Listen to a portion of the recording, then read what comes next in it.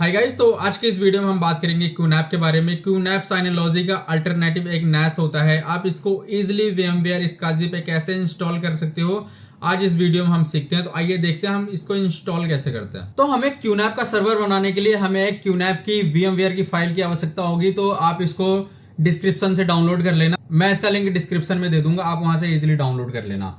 उसके बाद हमें अपना सर्वर ओपन करना है VMware SCSI का। उसके बाद हमें जाना है स्टोरेज में और स्टोरेज में अपनी हार्ड डिस्क सिलेक्ट कर लेनी है। उसके बाद हम करेंगे डेटा स्टोर ब्राउजर। तो यहाँ पे कुछ ऐसा खुल जाएगा, तो हमें एक फोल्डर बना लेना है।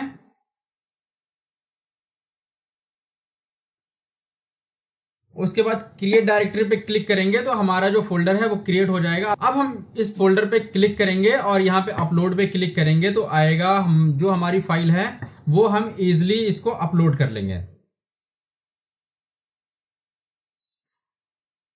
5 मिनट वेट करेंगे, हमारी फाइल जो है वो अपलोड हो जाएगी। फाइल अपलोड होने के बाद हमें क्लिक करना है वर्चुअल मशीन पे। इस पे क्लिक करने के बाद हमें करना है क्रिएट VM पे। उसके बाद कुछ ऐसा ऑप्शन खुलेगा आपके पास, तो हमें क्रिएट वर्चुअल मशीन पे क्लिक करके नेक्स्ट करना है और यहाँ पे हमें देना है अपना नाम। उसके बाद हम कंपेटेबिलिटी में यही सिलेक्ट होने देंगे, जो सबसे नीचे वाला है यही हम रख लेंगे। उसके बाद हम गेस्ट OS पे क्लिक करेंगे, लिनक्स पे क्लिक करेंगे और यहाँ पे आएगा तो हम थोड़ा सा नीचे जाएंगे तो यहाँ पे हमें एक मिल जाएगा अदर 5 लिनक्स 64। हम इस पे क्लिक करेंगे, नेक्स्ट करेंगे और इसके बाद आपके पास हार्ड डिस्क की लिस्ट आएगी। तो जिस हार्ड डिस्क में हमें सर्वर इंस्टॉल करना है हम उस पर क्लिक करेंगे, नेक्स्ट करेंगे। अब कुछ ऐसा चार्ट आ जाएगा, तो हमें अपना CPU डिफाइन करना है कि आप कितने कोर का CPU आप देना चाहते हो और रैम, तो हम रैम और CPU दे देंगे। अब यहाँ पे एक हार्ड डिस्क आएगा, तो अभी के लिए हम इसको डिलीट कर देंगे, इसको भी डिलीट कर देंगे। और यहाँ पे दो चीजें हम डिलीट करने के बाद अब हम करेंगे ऐड हार्ड डिस्क पे क्लिक और यहाँ पे एग्जिस्टिंग हार्ड डिस्क आएगा, इस पे हम क्लिक करेंगे और यहाँ पे हम क्लिक करेंगे जो हमने अपनी जो अपलोड करी है सर्वर की फाइल, वो हम उस पे क्लिक करेंगे और यहाँ से हम सर्वर की फाइल चूज कर लेंगे, सिलेक्ट करेंगे। और उसके बाद इसको हम थोड़ा सा जब एक्सपेंड करेंगे तो ये SATA पे रहेगा, तो हमें इसको ID पे रखना है, IDE कंट्रोलर चूज करना है और इस पे रखना है। फिर से हम इसको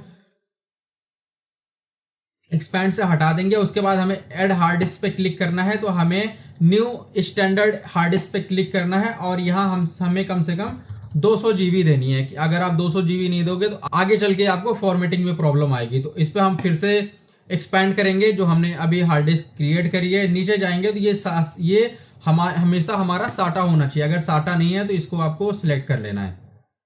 उसके बाद हम थोड़ा सा नीचे चलेंगे तो यहाँ पे नेटवर्क एडाप्टर मिल जाएगा, हमें इस पे क्लिक करना है और यहाँ पे कुछ VMX करके आएगा, तो हमें करना है E1000E पे।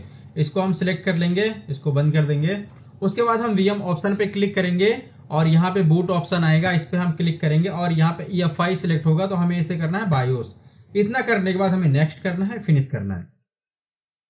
उसके बाद हमें क्यूनैप सर्वर पे क्लिक करना है। अब आप जैसे ही इस पे क्लिक करोगे सर्वर आपका ऑन हो जाएगा और ऑन होने के साथ ही हमें कीबोर्ड की डाउन एरो डाउन वाली बटन क्लिक करनी है। तो जैसे ही आप क्लिक करोगे, एरो डाउन क्लिक करनी है, तो कुछ ऐसा आ जाएगा ये। अगर आप ये बाई चांस ही आगे चला जाता है, बूट होने लगता है, तो आपको फिर से रिस्टार्ट करना है और आपको फिर से एरो डाउन की बटन दबानी है। एरो डाउन पे क्लिक करने के बाद हमें कुछ ऐसा ऑप्शन मिल जाएगा, तो हमें क्लिक करना है सिस्टम रेस्क्यू प्रोडक्शन पे। इस पे हम जस्ट आके इंटर प्रेस करेंगे तो कुछ हमारे पास ऐसा आएगा।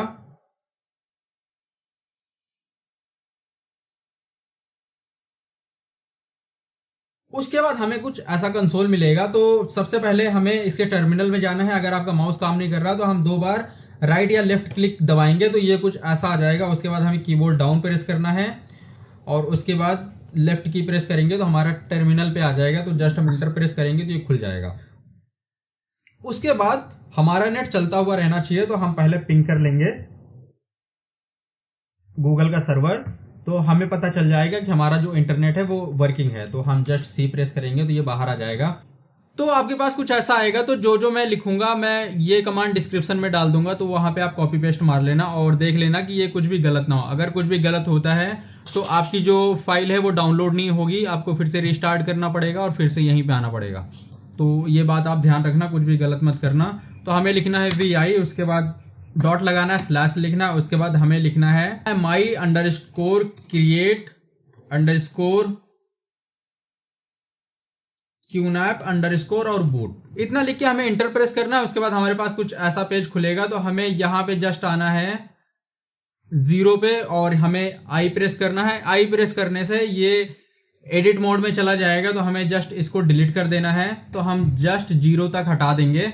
उसके बाद हमें क्लिक करना है, 4 बार हम 1 लिखेंगे, उसके बाद हम 4 लिखेंगे, उसके बाद हमें माइनस लगाना है 5.0.0 और उसके बाद हम लिखेंगे 1853। तो ये कमांड आपको डिस्क्रिप्शन में मिल जाएगी, आप वहां से इसको कॉपी पेस्ट मार लेना। उसके बाद हम थोड़ा सा यहाँ पे नीचे आएंगे, तो ये जो डाउनलोड है उसको हमें डिलीट करना है और लिखना है हमें EU1, ठीक है। उसके बाद हमें दबाना है एस्केप। तो एस्केप दबाने के लिए हम जस्ट एक्शन पे क्लिक करेंगे और यहाँ पे हमारे पास आ जाएगी एक बटन। एस्केप पे प्रेस करने के बाद हमें करना है, यहाँ पे जाना है हमें गेस्ट ओएस पे। गेस्ट ओएस पे जाने के बाद हमें सेंड की करनी है और एस्केप दबाना है और उसके बाद हमें फिर से VM पे वापस आना है और हमें दबाना है शिफ्ट कॉलन। तो शिफ्ट कॉलन करने पर हमारे पास कुछ ऐसा आ जाएगा। तो हम यहाँ पे लिखेंगे WQ, इंटर प्रेस करेंगे तो हम बीम से बाहर आ जाएंगे। उसके बाद हमें करना है एरो अप, तो हमारे पास जो प्रीवियस कमांड है वो आ जाएगी। उसके बाद हमें VI डिलीट करना है और यहाँ पे लिखना है sudo और इंटर प्रेस करना है। अब आप जैसे इंटर प्रेस करोगे तो आपके पास एक फाइल डाउनलोड होना स्टार्ट हो जाएगी और ये डाउनलोड होके इजिली अपने आप ही ये इंस्टॉल हो जाएगी। फाइल डाउनलोड होने के बाद हमारे पास कुछ ऐसा आएगा, तो हमें यहाँ पे लिखना है sudo reboot। इंटर प्रेस करेंगे तो ये हमारी जो इमेज है वो ये रिबूट होने लगेगी और ये करीब 10 से 15 मिनट का टाइम लेगा। तो आपको बस वेट करना है।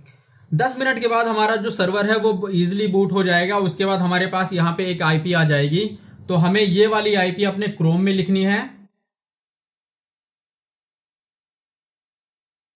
इंटर प्रेस करेंगे तो हमारे पास कुछ ऐसी लोडिंग स्क्रीन आएगी, तो हमें वेट करना है क्योंकि यहाँ भी ये स्लो ही चलता है। उसके बाद हमारे पास कुछ ऐसे स्क्रीन आएगी, तो ये हमें करना है क्लोज और यहाँ पे आएगा स्मार्ट इंस्टॉलेशन के लिए, तो जस्ट इस पे क्लिक करेंगे। उसके बाद ये हमें रखना है करंट वर्जन पे ही और हमें अपडेट नहीं करना, क्योंकि जैसे ही आप अपडेट करोगे ये दोबारा करप्ट हो जाएगा। तो ये हमें अपडेट नहीं करना है, नेक्स्ट करना है। उसके बाद कुछ ऐसी स्क्रीन खुलेगी, तो हमें यूजर नेम पासवर्ड देना है। तो आप अपना यूजर नेम पासवर्ड कुछ भी डाल लेना। तो हम जस्ट अपना यूजर नेम डालेंगे और हम अपना पासवर्ड डाल लेंगे।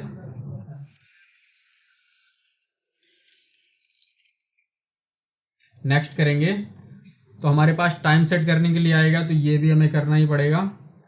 तो हम जस्ट अपना टाइम जोन सिलेक्ट कर लेंगे, नेक्स्ट करेंगे और यहाँ पे फिर आपको IP के लिए बोलेगा। अगर आपको IP सेट करनी है तो हम करेंगे स्टैटिक यूज, अगर आपको DHCP छोड़नी है तो आप इजिली छोड़ सकते हो, कोई इशू नहीं है। नेक्स्ट प्रेस करेंगे तो आपके पास यहाँ कुछ दिखा देगा जो आपने कॉन्फ़िगरेशन करी है, यूजर नेम पासवर्ड। तो हम जस्ट अप्लाई पे करेंगे और एनालाइज पे क्लिक करेंगे। अब ये करीब 8 से 10 मिनट लेगा, तो हमें वेट करना है और आप बार बार करने की कोशिश मत करना, नहीं तो आगे चल के आपको दिक्कत देगा। तो जितना भी टाइम ये लेता है हमें बस वेट करना है। अगर ये स्टक हो चुका है और घूमे जा रहा है तो हमें जस्ट एक बार इसको रिफ्रेश करना है। तो 5 मिनट के बाद जब आप रिफ्रेश करोगे तो कुछ आपके पास ऐसे स्क्रीन आ जाएगी। तो जस्ट हमें अपना यूजर नेम डालना है और पासवर्ड डालना है और लॉगिन कर लेना है। उसके बाद हमें कंटिन्यू पे प्रेस करना है, थोड़ा सा नीचे आएंगे, फिर से कंटिन्यू करेंगे। तो उसके बाद हमारे पास ये स्क्रीन खुलेगी, तो हमें जस्ट माउस से 4-5 बार क्लिक करना है, तो कुछ ऐसा आएगा। अब ये एरर जो आ रहा है रैम डिस्क का, ये हमें रिस्टार्ट करना पड़ता है तब ठीक होता है। तो ये इस पे बाद में चलेंगे। सबसे पहले हमें जाना है कंट्रोल पैनल पे, इस पे क्लिक करना है और जनरल सेटिंग में जाना है और यहाँ पे हमें मिलेगा फर्मवेयर अपडेट का। तो इसको हमें सबसे पहले बंद करना है, अपडेट इसका अप्लाई करेंगे और इसको कभी भी अपडेट नहीं करना। जैसे ही आप अपडेट करोगे ये करप्ट हो जाएगा। उसके बाद हम क्लिक करेंगे स्टोरेज एंड स्नैपशॉट पे।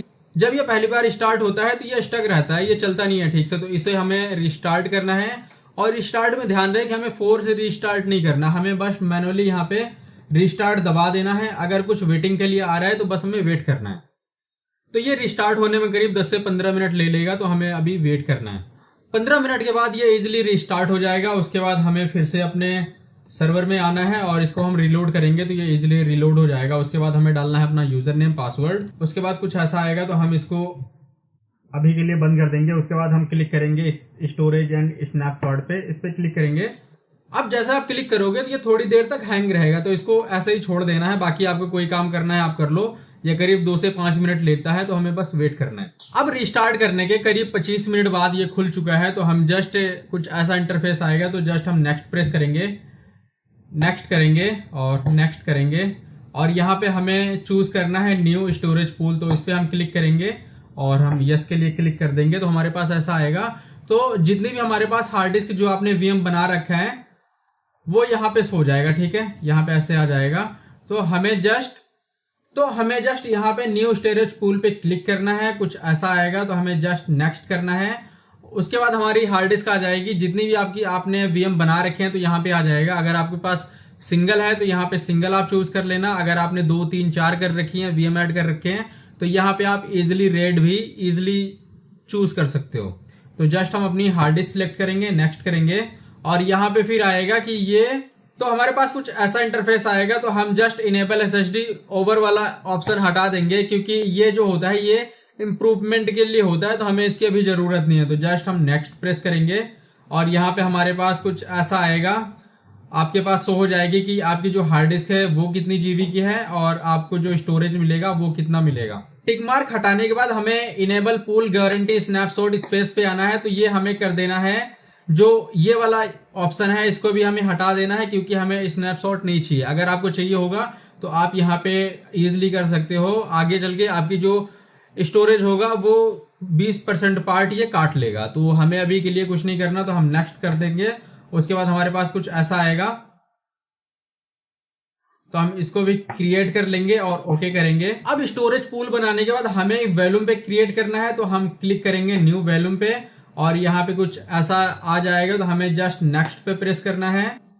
नेक्स्ट पे प्रेस करने के बाद हमारे पास कुछ ऐसा आएगा, तो इसको हम सेट टू मैक्स कर देंगे और ओके कर लेंगे। उसके बाद हमें करना है नेक्स्ट और यहाँ पे हमें फिनिश कर देना है, तो हमारी जो स्टोरेज होगी वो हमें मिल जाएगी। तो हमने जो अपना वीएम बनाया था वो था करीब 200 जीबी का, और हमें जो स्पेस मिला है वो करीब है 122 जीबी का। तो ये जो यूज करता है ये करीब 68 जीबी जो है वो सिस्टम रिजर्व में रखता है, तो आप ये ध्यान में रखना। हार्ड डिस्क वॉल्यूम क्रिएट करने के बाद आप इजिली अपना फाइल स्टेशन यूज कर सकते हो, और अगर आपको कुछ डाउनलोड करना है तो जस्ट हम ऐप सेंटर में जाएंगे और यहाँ पे हमें काफी सारी एप्स मिल जाती हैं, तो यहाँ पे हम इजिली डाउनलोड कर सकते हैं। तो अगर आप इसको इंस्टॉल करने बैठोगे तो करीब ये आपके 1.5 से 2 घंटे इजिली खा जाएगा, क्योंकि आप जितनी भी बार रिस्टार्ट करोगे ये 15 से 20 मिनट सिर्फ बूट होने में लगा देता है। उसके बाद जैसे ये पहली बार ऑन होगा तो इसमें हार्ड डिस्क डिटेक्ट नहीं होती, आरएम का एरर आता है, तो हमें इसको फिर से रीस्टार्ट करना है। रीस्टार्ट करने के बाद क्या होता है, तो ये वाला जो स्टोरेज एंड स्नैपशॉट है वो ओपन नहीं होता, तो आप जितनी भी बार क्लिक करोगे तो यहाँ पे ये अटका रहेगा, ठीक है। तो इसमें 15 से 20 मिनट लगते हैं और ज्यादा भी लग सकते हैं, तो आपको वेट करना है और कुछ नहीं करना। वेट करने के बाद ये इजिली चल जाता है। ये फर्स्ट टाइम होता है जब भी आप इसको इंस्टॉल करते हो, ये करीब 2 घंटे आपके खा जाता है, बस उसी में दिक्कत आती है, बाकी यूज करोगे ठीक चलेगा। थोड़ा सा कभी कभी लगता है कि स्लो चलता है इसका पैनल अगर आप यूज करोगे तो। और उसके बाद तो अगर आपको QNAP जैसा ही कोई सर्वर चाहिए, फास्ट होना चाहिए, तो आप साइनोलॉजी यूज कर सकते हो। मैं इसका आई बटन यहाँ पे दे दूंगा, तो आप उसको भी इजिली इसी की तरह इंस्टॉल कर पाओगे, तो वो ज्यादा बेटर है अगर आप मुझसे पूछोगे तो, क्योंकि ये काफी स्लो चलता है। आप कोई भी इमेज लेके जाओगे तो ये स्लो ही चलेगा। तो अगर आप यूज करना चाहते हो तो आप साइनोलॉजी कर लो, मैं आई बटन पे दे दूंगा, आप उसको इजिली डाउनलोड कर लेना। तो इस वीडियो में हमने सीखा कि आप QNAP को इस काजी में कैसे इंस्टॉल कर सकते हो। इस आने वाली सीरीज में हम QNAP के बारे में और भी वीडियोस बनाएंगे और देखेंगे कि इसमें फीचर्स क्या क्या है, इंटीग्रेशन क्या क्या है। तो इस वीडियो में इतना ही। अगर आपको मेरी वीडियोस पसंद आती हैं तो आप इसको लाइक करें, शेयर करें, सब्सक्राइब करें। मिलते हैं हम नेक्स्ट वीडियो में, तब तक के लिए बाय बाय।